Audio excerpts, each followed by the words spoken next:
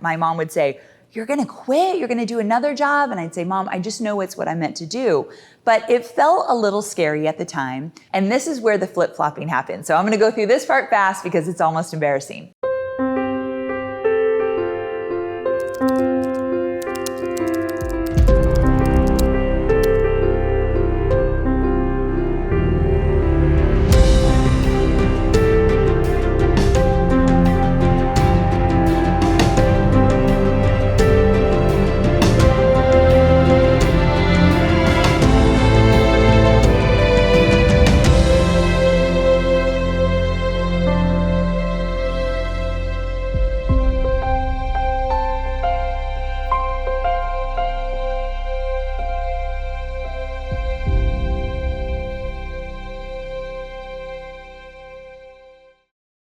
So I started to look around Santa Barbara, and there was a publishing company. Now, because I have a love of books, I thought, okay, this might be something I want to do. And it was a history book company, which is very unique in the sense that they would create these history books, they would sell these history books into different schools. And so my job actually would be marketing and sales. I would help market, but I also would sell the books into different schools and facilities and distribution.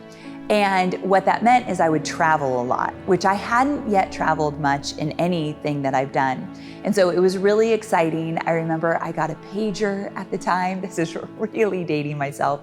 I got a pager. I got a stipend to spend on travel and dinners out and working with clients. And I felt like a big girl. It felt like a really legit job. The nonprofit, because I was an intern, I was always treated as though I was young. But this time I felt more like I was an adult. And so I loved the publishing industry.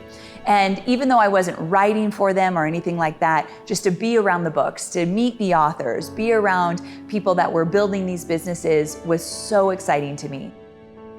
There was a moment when I was working in publishing that I realized what it looked like to have a passion. So I was invited to this woman's house in Maine, and she was having a party for some of the authors of these books that we were distributing, and she loved children's books. And so she took me into this room, and there were walls and walls of children's books. I mean, there had to have been 5,000 books throughout this huge, beautiful library she had created. And I asked her, I said, "Have you read all these books?" And she said, "Not yet, but one day I'll have grandkids and I'll be able to read all the books to them." And I asked her, "Why do you have all these books?" And she said, "It makes me feel loved to be surrounded by something that I have this passion for. I think reading to children, creating stories for kids, it shapes who they are." And so I watched this woman kind of explain why she loved this and why she had this collection. And I thought, this is what passion looks like. This is when you're excited about something. And I don't know if I had been to that point. And so I started to look at my interests. And at the time, my dad was really into Harley-Davidson motorcycles. He had one, he'd take me on his all the time, we'd go on trips together, and this was just something he loved. And what I noticed about the Harley-Davidson community is they are diehard. I mean, they tattoo the logo on their body. Like, these people are a community. I think that was the first time that I really understood what a community was. He would take me to rallies and different events, and I'd think, oh my gosh, that is like the coolest thing. And so when I decided that I was ready to leave publishing, it just got to the point that management had changed, the company had changed. I realized it was time for me to go, and I was still young. I think when you're young, you kind of flip-flop a little bit, and that did start my flip-flop. So what happened was I ended up going to work for Harley-Davidson. So I was working in Santa Barbara, and I got a job at Ventura Harley-Davidson, which was about an hour away. So I moved myself to Ventura, and I worked in the marketing department at a dealership level. So it wasn't for the headquarters, and I would do all of their marketing. So this is when I officially got into marketing, because before I was doing sales and marketing, but more sales than marketing. Now it was 100% marketing. I was marketing events, I was marketing the motorcycles, I was marketing the community, and that is when I learned community. So before I learned what it looked like to have a passion, now I'm learning what it looks like to build a community and sustain a community.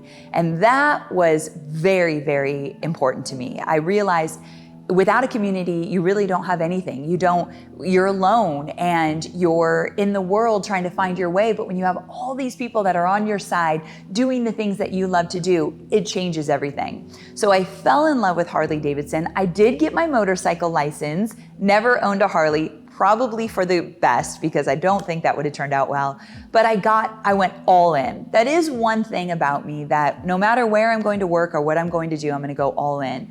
So I got my license, learned how to drive a motorcycle, continued to do things with my dad, and was in this marketing job. And then they started another dealership, so now it was multiple dealerships that I got to market for, and it was a great experience.